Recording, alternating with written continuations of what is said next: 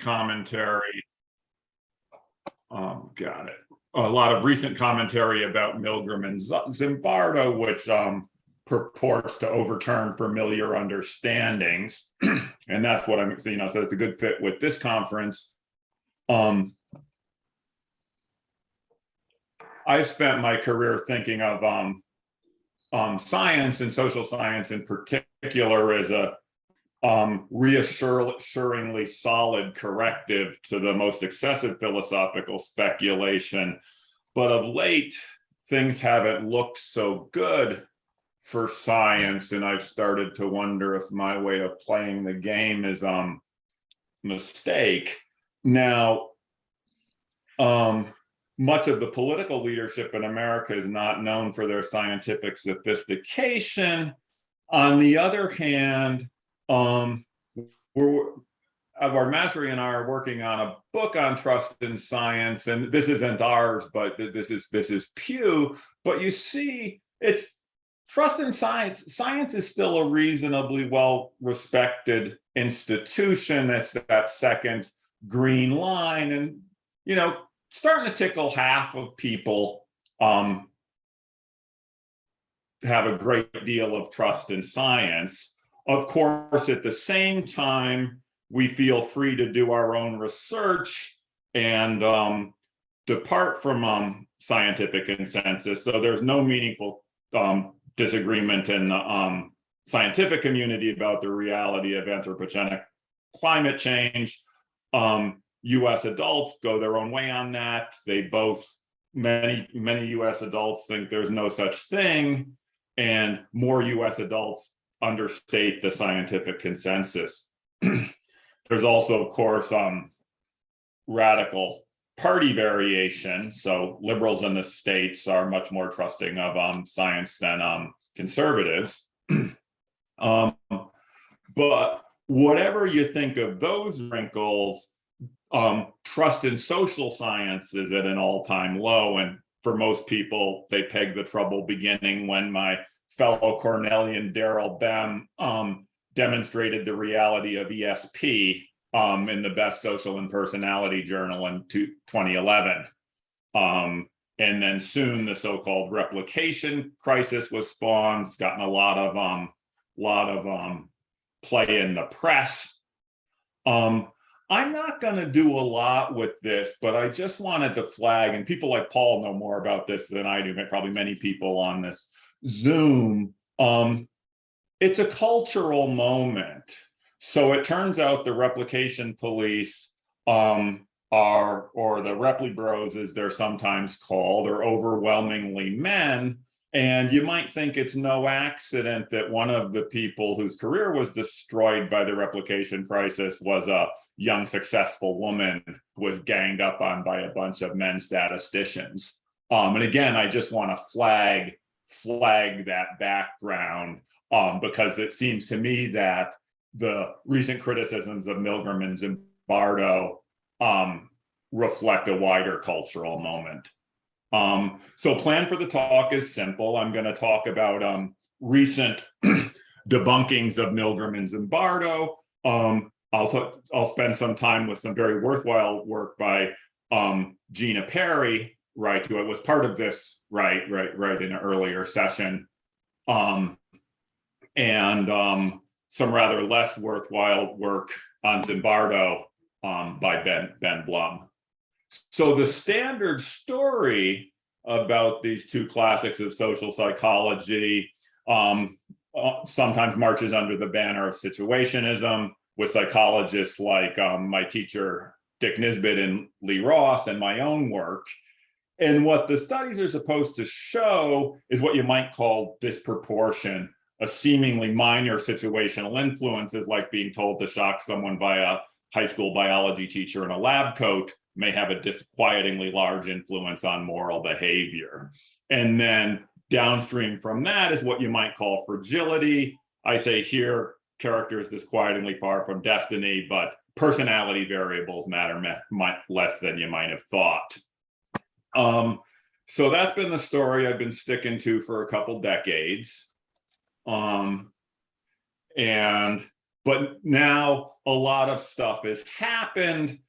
It's arguable that that story is perturbed.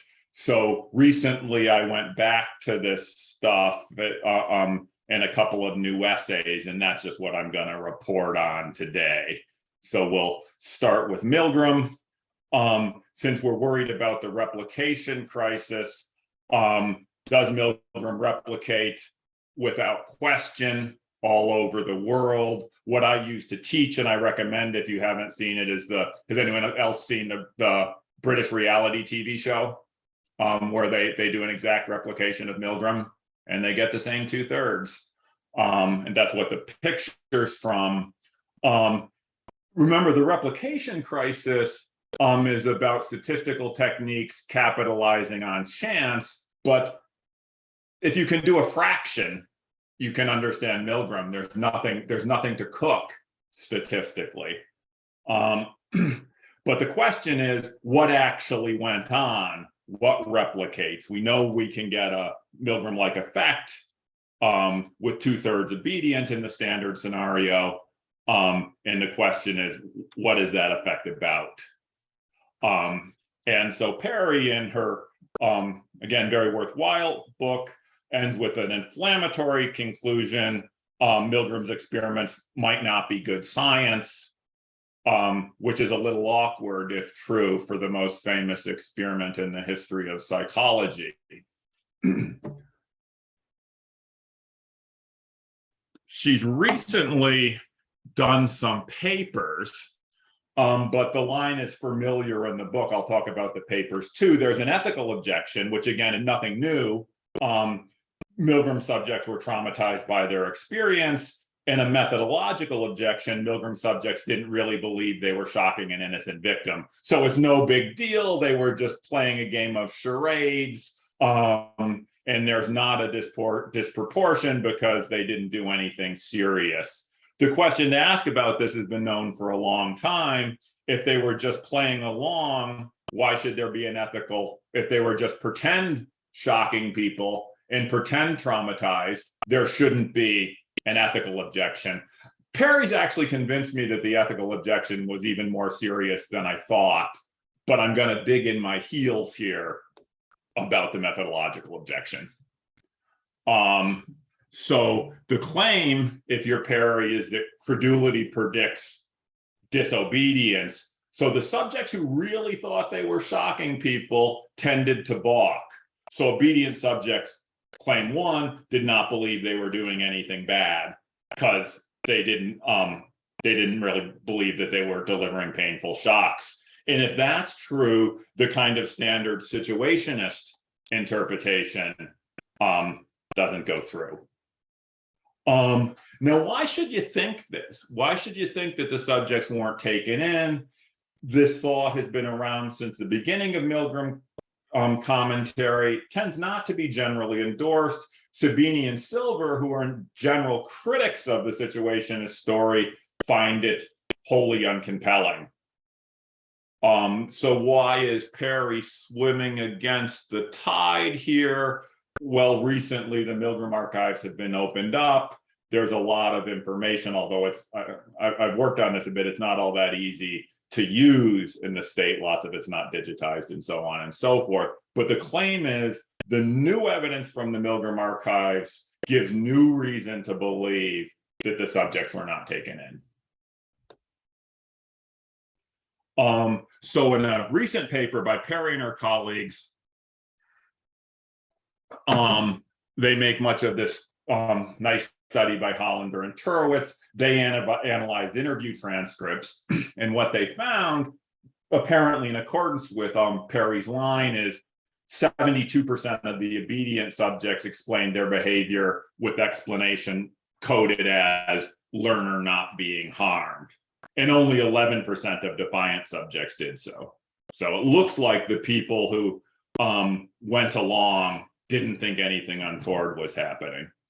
But it's a little more complicated.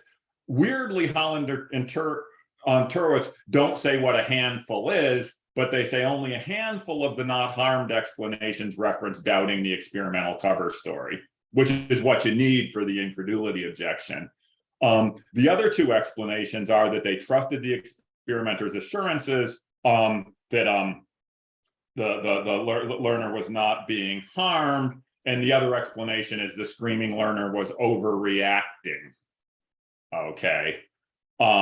So it's actually the study's equivocal support for accounts that make it sound like the subjects were doubting the cover story. One thing that Hollander and Turowitz note, and this is just a philosopher's quibble, but I guess I am a philosopher. Hollander and Turowitz note that the subjects may have distinguished harm and pain, so maybe they deny that the subject was harmed, but still think the subject was in pain, the learner was in pain. And indeed, Milgram invited them to do this and said, although the shocks are painful, they don't cause permanent tissue damage. But what Perry and her colleagues conclude, the most prevalent accounts, she says, were those that doubted any suffering was actually occurring. And that absolutely can't be inferred from the not harmed explanation. This is a quibble, but if you're going to rewrite the history of psychology, you're encouraged to cross your T's and dot your I's. The natural thing to say about these kind of not harmed explanations is it's some kind of rationalization, motivated cognition, self-enhancement. You do something terrible, you want to minimize it.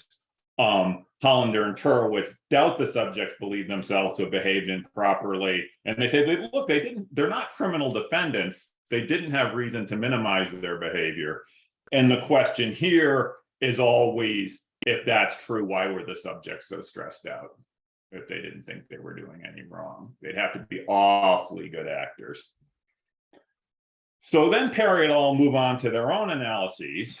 In one, they analyzed 656 trials across the 23 conditions where there was actually a shock. And probably they split the mean, but there's fully believing subjects and not fully believing subjects. The fully believing subjects delivered 19 shocks. The not fully believing subjects delivered 22 shocks. So again, credulity looks to, in the cover story, that there's actual torture, as it were, occurring, looks to predict disobedience. But look, it's a difference of 3 out of 30 possible shocks. I'm not saying small effects don't matter. I hope they matter because it's the only kind of effects we get in soft psychology. But is that the story, or is the story that believers and unbelievers both went to 2/3 of the whole way on average intense shock or extreme intensity shock? And I don't see any reason to think that's not news. The other analysis, they re-examined Milgram's own ratings of credulity. Remember, he himself allowed that some of the subjects harbored substantial doubts because he did an instrument. So they code, Perry and her colleagues code those subjects as belief high, 37%, 38%, give or take, of obedient subjects were belief high, and belief low subjects, 70%, give or take, were obedient. So does this suggest that there's nothing to see here? Well, remember, on her math, nearly 38% of credulous subjects were obedient. So it's not the 66% we talk about, but it is nearly 40%. And it turns out, if you just remember in Milgram that there was a range of obedience from negligible to total, basically, depending on the condition. And if you just average those, you come out with 36% obedience. So that's just raw average, forget about credulity, a long third. So it turns out that the analysis doesn't really change the average amount of obedience across conditions, and it remains a lot higher than people expected. You know, remember, people thought there'd be 1 or 2% fully obedient. So I claim there's still a surprise here on the reanalysis, and it's an ugly surprise. One more argument from Perry that doesn't quite fit with the incredulity argument. She's convincing about this. She, goes through the transcripts. This is the book and not the paper with her colleagues. She says, Milgram contrived to place enormous pressure on subjects in attempt to generate attention-grabbing results. So what happened is the experimenter strayed from the script and in effect bullied the subjects into going all the way. One question is, why would you have to do that if the subjects were incredulous? If they didn't think anybody was being shocked, why did you have to bully them to shock them? But in any case, the real point is the debate is now about how enormous the pressure is. And again, this is an old argument. Was the pressure sufficient? Was the bullying so intense that it's unsurprising that people shocked an innocent person? Is it raised to the say it would be unsurprising if the subjects' loved ones had been kidnapped and their lives had been threatened, then it would not be news that they shocked people in a learning experience. But what we've got is a high school biology teacher being a little nasty. Perry-Dahl's conclusion is the key finding of the study that obedience is not as unreasoning as automatic as Milgram would have us believe ought to encourage significant revisions in fair-minded textbooks and other historical accounts of the development of social psychology. This is just not what Milgram said. Has long been noted, the demonstration is not of unreasoning and automatic obedience, but unexpectedly high levels of hesitant and conflicted obedience. People were freaked out. There's never an intimation. There were some subjects who were just like, I did my job, but in general, there was nothing automatic. Insofar as I can see, there's no reason to deny the standard story properly construed. So that's Milgram. What about Zimbardo?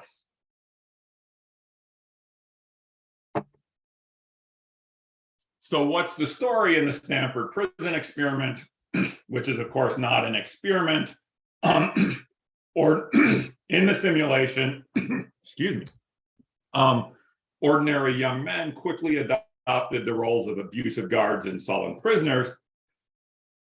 How this is supposed to go on beyond Milgram is the bad behavior was the subject's own initiative. It was entrepreneurial cruelty, or as is sometimes said, malevolent creativity. So it's not mere obedience to authority. They were worse than they had to be. Enter Ben Blum, who's a journalist. He got a PhD in artificial intelligence from Berkeley.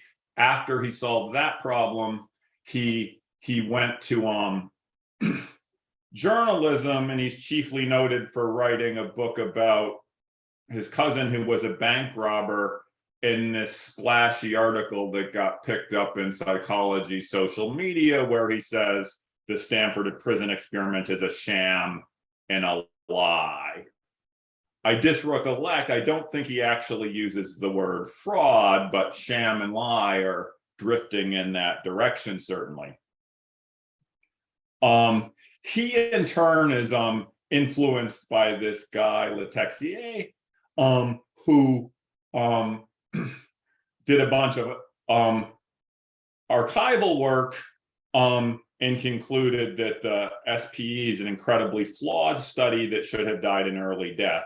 So pretty close to a sham and a lie. I should say his book is in French, and I read the American article and not the whole book. So what about replication? Well, Haslam and Reacher, under the auspices of the BBC, did a prison simulation and got a very different result. The guards failed to behave in a guardly fashion. The prisoners basically told them to beat feet, and they were unable to convincingly control the prisoners. This is sometimes taken as a failed replication. We'll see Haslam and Reacher again because there's an incredibly nasty fight between them and Zimbardo's crew about how to interpret the experiment. Was it a failed replication? Not so much. Both sides agree that there are large differences between their simulations. For example, the BBC participants knew they might be on TV, which you might think militates against the kind of middle school atrocities that we found in the Stanford experiment. And crucially, the instructions to the BBC guards emphasized a set of ethically determined basic rights for prisoners, which exactly didn't go on in Zimbardo, and that's going to matter. So it's not the case. I mean, it's weird that Zimbardo's experiment is not an experiment, so it's not entirely clear what replication would mean here, but it is clear that the Haslam and Reacher study is not a faithful copy, and nobody denies this. What's interesting and not well known, at least it wasn't well known to me, I just discovered this a few years ago, there was a successful, I think fair to call an extension or a fairly exact replication of Zimbardo done in New South Wales, Lovabond and colleagues in 1979. They had 3 conditions. So there's a treatment, so it actually is an experiment. The one of interest here is a standard custodial, which was modeled on medium high security prisons in Australia. And then they had cuddlier conditions where the behavior was correspondingly less extreme. Each condition was run twice, 4 guards, 6 prisoners. What happened? Well, prison psychologists, administrators, and ex-prisoners unanimously judged the standard custodial to be strikingly like the real thing. There was a constant undercurrent of hostility in the relations between the prisoners and prison officers. In one group in particular, there were many hostile exchanges and examples of harassment. So they conclude that the results support the major conclusion of Zimbardo et al., that hostile affrontive relations in prison result primarily from the nature of the prison regime rather than the personal characteristics of inmates and officers. Just the standard interpretation. I have no idea why this, so maybe if somebody knows, they should chime in at some point. I don't, I'm not a scientist, but I fairly regularly collaborate on empirical work. I've been reading this stuff for a long time. It looks like a solid study to me. I have no idea why it's only been cited 55 times in 40 years. So it's not like Milgram where there's a gazillion replications, but there was one nice replication, and when people are jumping up and down about Zimbardo being a sham and a lie, it tends not to get mentioned. Since there aren't a ton of replications, maybe it's worth thinking about a thought experiment. So go to your institutional review board and propose doing a Stanford prison experiment. What's going to happen? Right? They're going to say, great idea, no worries. No, you're going to get laughed out of the room. And the reason you're going to get laughed out of the room is because they're imagining ethical catastrophe. It's easy to guess what would happen. By the way, one thing that's in the archives that's hilarious, it just shows how different a time Zimbardo was working in. So in his IRB form, he says the prisoners will be convinced that they can't be let out. And to the answer, will they be humiliated or embarrassed? The answer is yes. So what got by the IRB is straightforward madness by today's standards. But all the citations for this stuff, by the way, is in the chapter, The Future of Character, in my essays that I flagged at the beginning. So why then think it's a sham and a lie? It looks like it's a result we can get. It's not a surprising result given what goes on in regular prisons, although what is surprising is how quickly in a make-believe regime things went south. Well, there's a bunch of reasons that people have brought up.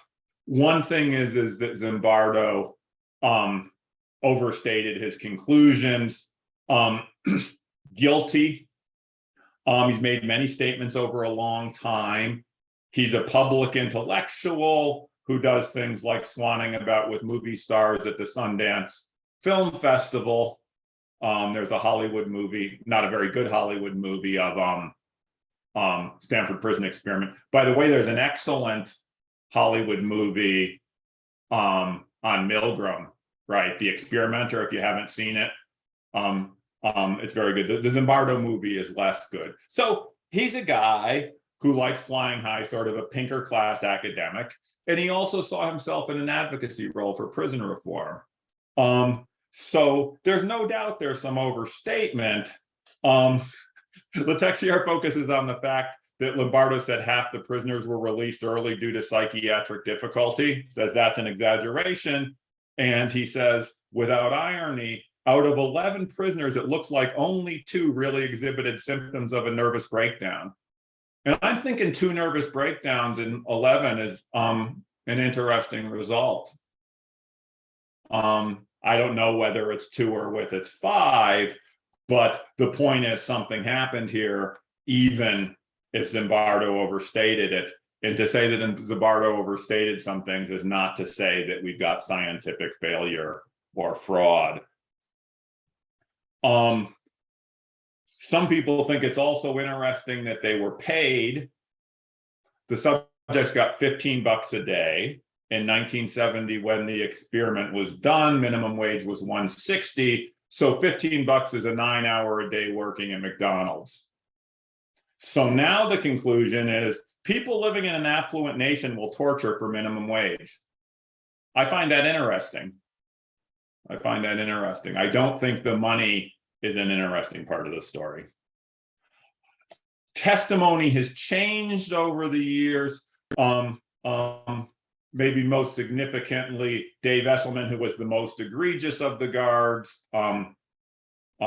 nicknamed John Wayne by the prisoners. In 2018, he told Blum, I wasn't being an asshole, I was only acting like an asshole. I took it as a kind of improv exercise. That's not what he said at other times. In 2011, he said, the fact that I ramped up the intimidation and the mental abuse without any real sense as to whether I was hurting anybody, I definitely regret that. What's the conclusion? I wouldn't lean too much on self-reports, again, which are famously inaccurate. And again, we've got motivated cognition. If I were Eshelman, I'd certainly be find the thought that I was just play acting appealing. Most serious, I think, is the charge of coaching. The recently released transcripts indicate that guards were given explicit instruction on how to treat and mistreat prisoners. So it's not the case that the guards were simply acting on their own initiative. Now, in fairness to Zimbardo, it's not crazy, it seems. I'm running a prison simulation. Should I ask the prisoners to act like guards or act like something else, right? And it seems like it's within the bounds of good practice to say, you guys are the guards, you act tough. And if instead he'd said, you guys should act like the Easter Bunny and give out candy, I think they would have gotten a different result. Okay, but it doesn't seem like it's scientific misconduct to nudge them in the direction of guardliness. There's also counter evidence, right, to the coaching story. Craig Haney, who was Zimbardo's graduate student and is now Paul's colleague at Santa Cruz, unless he might have retired by now. He said he sometimes told guards to refrain from especially harsh and gratuitous treatment. And he says he was told off by one of the guards for doing this. It's also true that the worst abuses occurred on the late night shift when the guards apparently believed that experimental staff were asleep. Are the critics going to say that the investigators are lying here, that they're guilty of fraud? I suspect that some people may think that, but I don't know of any accusations being made good. And it's crucial, of course, that we have the film, right? And the film does not depict guards being nice guys right? There's a lot of creepiness. It's true that there's only 6 hours of film. It's a small sample. And no doubt they filmed the most interesting stuff. Remember, it's 1970. Images are not as cheap. It's also true, though, that prisoners report doing creepy things like locking people in a closet with sausages in their hand when they won't eat the crummy breakfast. Haslam, remember, bitter dispute with Zimbardo, and he says the guards clearly improvised and were creative in what they did and how far they went.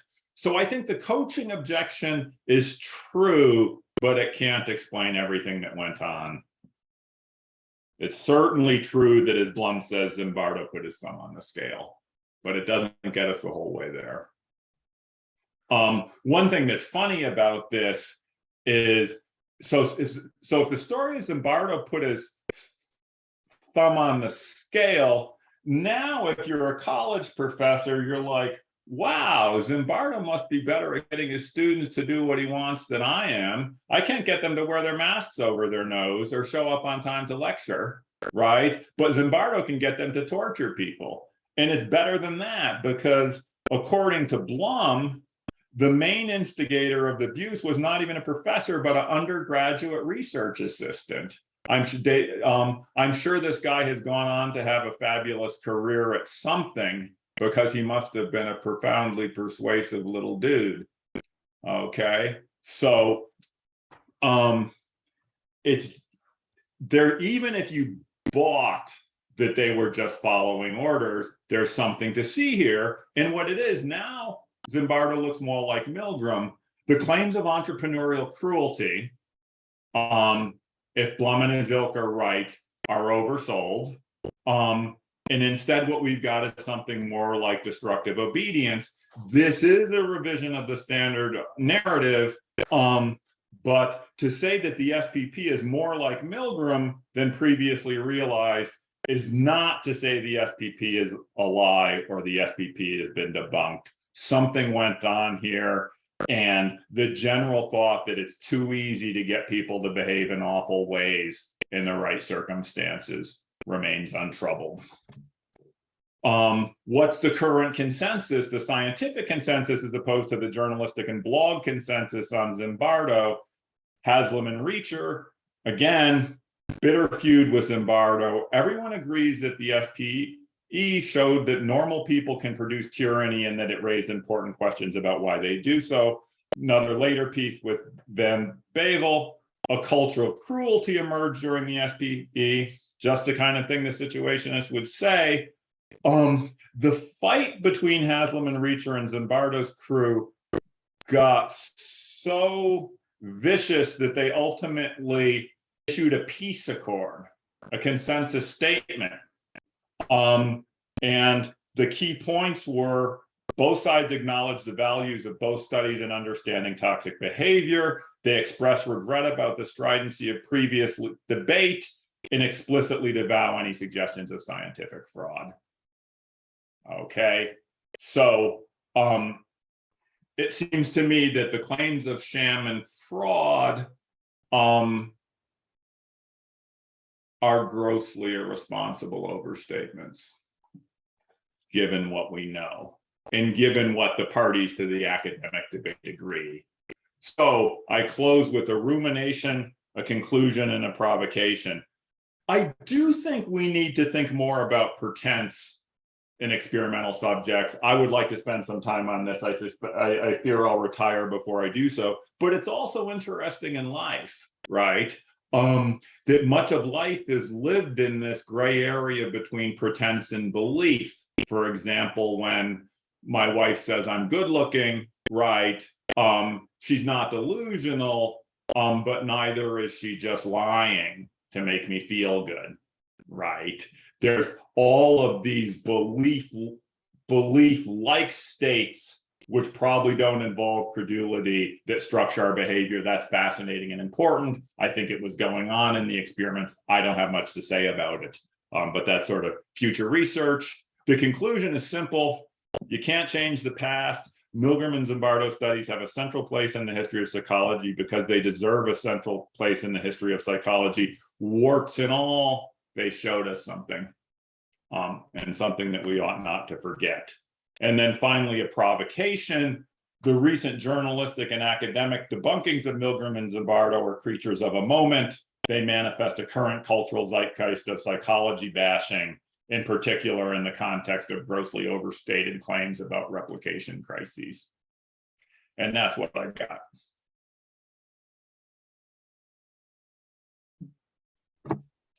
And thanks, John. It was very, very interesting and very rich. So I guess there are questions.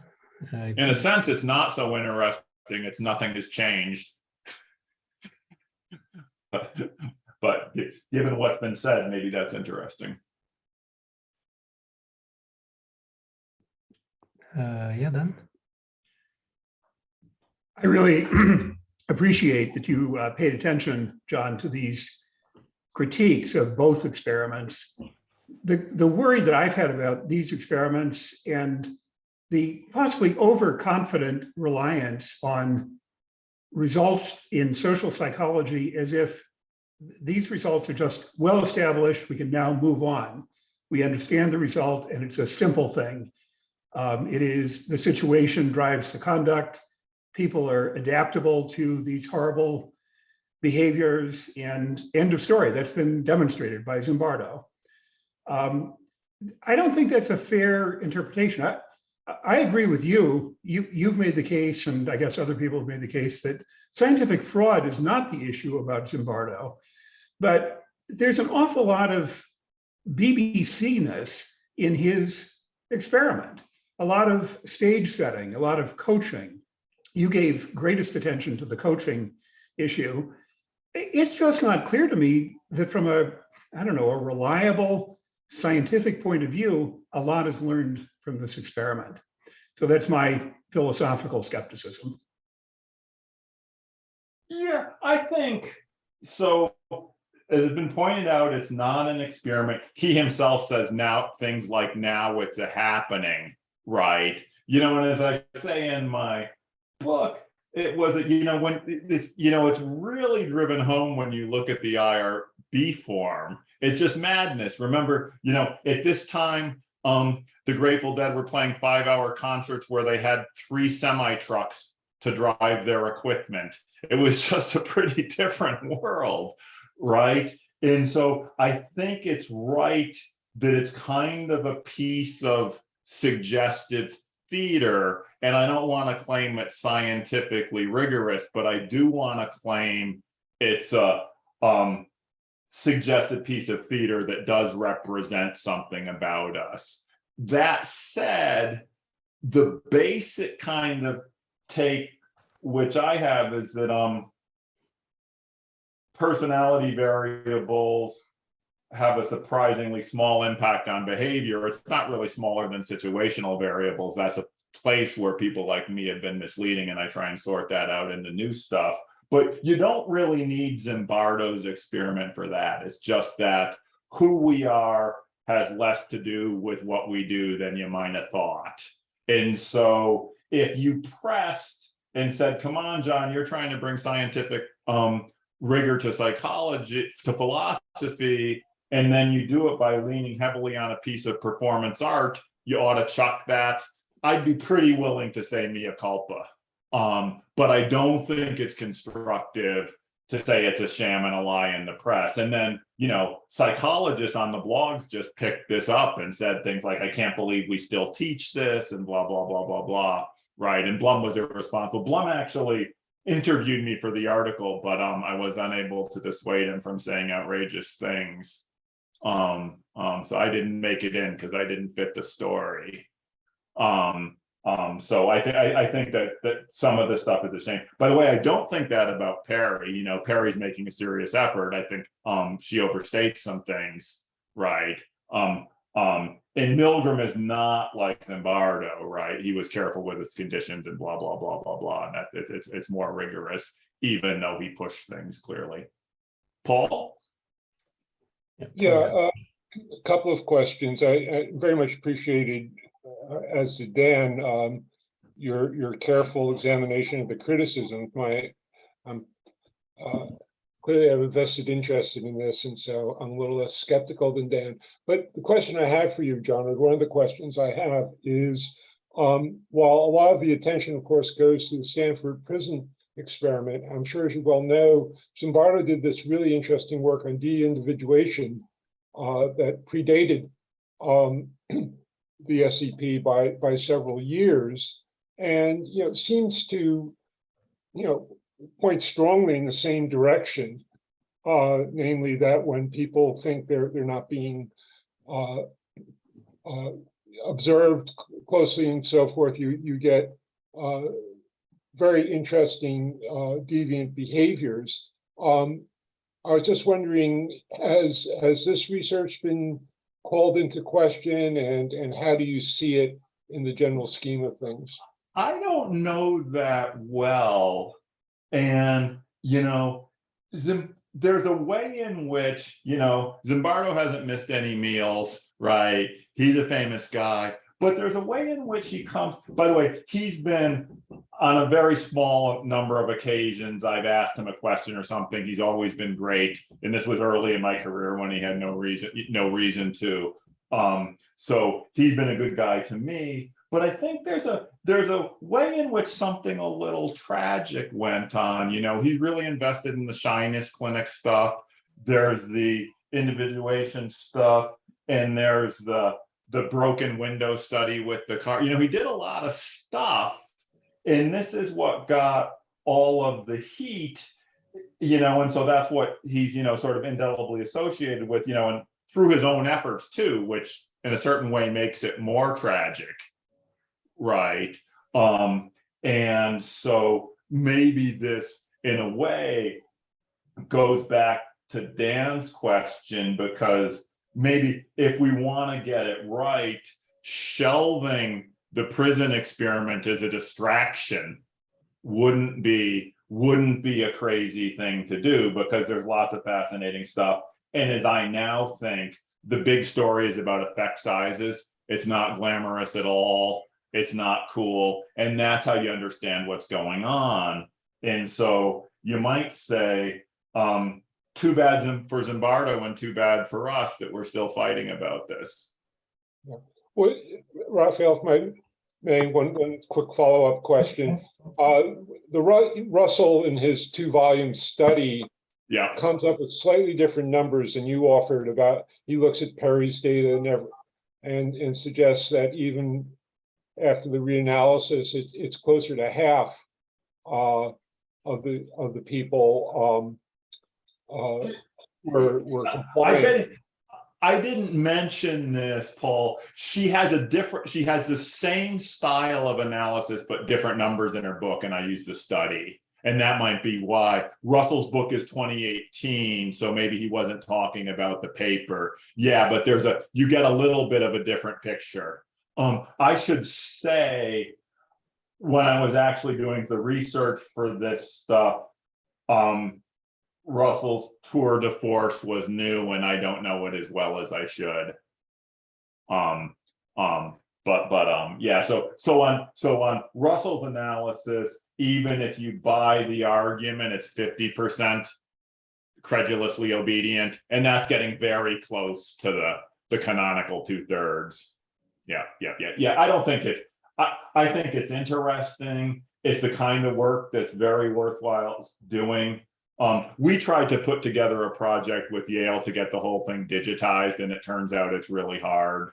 But so kudos to the people who go through a pretty messy archive and figure this stuff out. I think it's great work, but I either number, there's something to see. And I'm generally favorably disposed to Russell's book. You tell me, but my take is that those volumes come rather closer to the standard story than Perry would have us do. I agree. Yeah, That's my take. Justin, you have a question? Yeah, thanks. That was great. I'm just wondering whether the standard interpretation of all these experiments versus I mean, in the framework of agency versus situationism, is in any case a little bit coarse-grained, because I kind of like, I mean, Trivial's take on these experiments, right? Where he says, I mean, I don't necessarily agree with Trivial's way of distinguishing between conventional and moral norms, but he interprets it as kind of these participants struggling to somehow negotiate between different norms that they are committed to. And that seems to make a lot of sense to me. That is, and you pointed to that when you said it's not unreasoned obedience. I mean, loyalty is always a commitment that we have, and it's a very strong commitment. And I think what one could say about those kind of experiments is that situations make us focus on making some commitments more salient than others.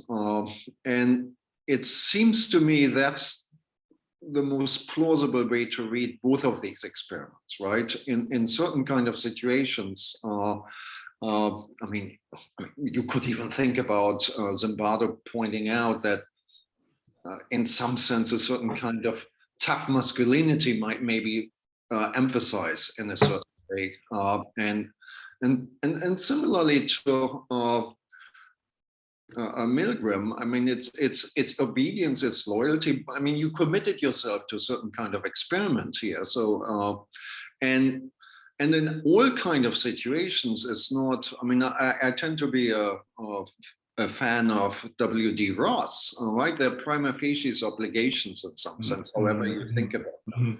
And situations make you focus one way or the other. But I mean, so it's then not mere agency versus situations, but in certain situations, certain things become so salient for the agent. So the short answer is yes. Just let me flag. I think you're right.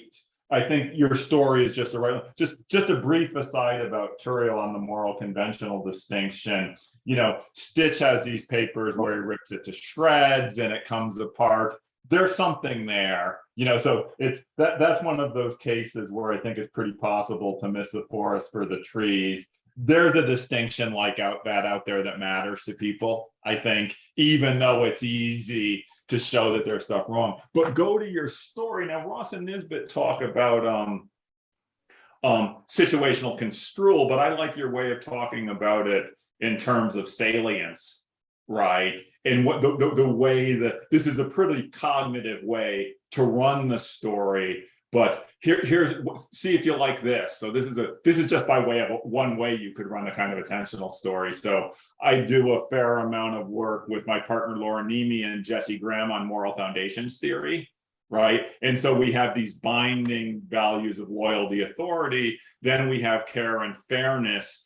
And one way of understanding the conflict is those two kinds of values coming into conflict. And what Milgram was able to do with the setup, with the imposing shock generator and the white coat, is make the binding authority-focused values over salient.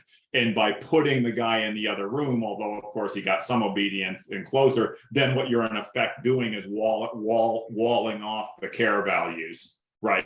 So that would be one way to fill out a story like yours. And so, you know, and I think it's no accident they started calling that guy John Wayne and Zimbardo. And as we'd say now, you know, a certain kind of toxic masculinity got front loaded, right? So in attentional story, I have a student working on attention in various contexts now. Which, you know, there's a lot of stuff like people like Ned Block do, but less in ethics about this, but habits of attention. So I think you're exactly right that an attentional story or a salient story is a good way to make sense of what was going on. And then once you do that, I think you're right that you have a more nuanced story than agency somehow being swamped, right? Because, on my story about agency is values driven, right? And that it's agential when it expresses values. And then the way the experiments work is there's a couple of pathways to agency that are intention, and they nudge you down one of them. You're still agential, right? So good, yeah, nice. Agreement. Okay, thanks. Okay, so we should have a 5-minute break, but thank you again, and let's clap. Yep. Thank you all. Yeah. That's very helpful. Good. Thank So you, we John. reconvene in 5? We reconvene In 5 minutes, yeah. Excellent. Thank you.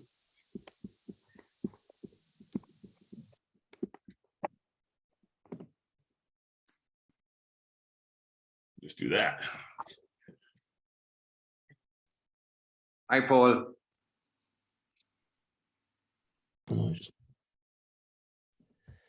So Dan, it's your turn to talk. Great.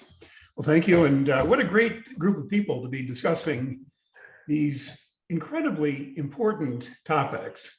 My title is Historicizing Social Action. And it's a subject I've been interested in for a number of years, including, John, the collection on character that I don't think you had an essay in the volume, but we had a conference in North Carolina a number of years ago. I realized I was kind of thinking about these issues even then.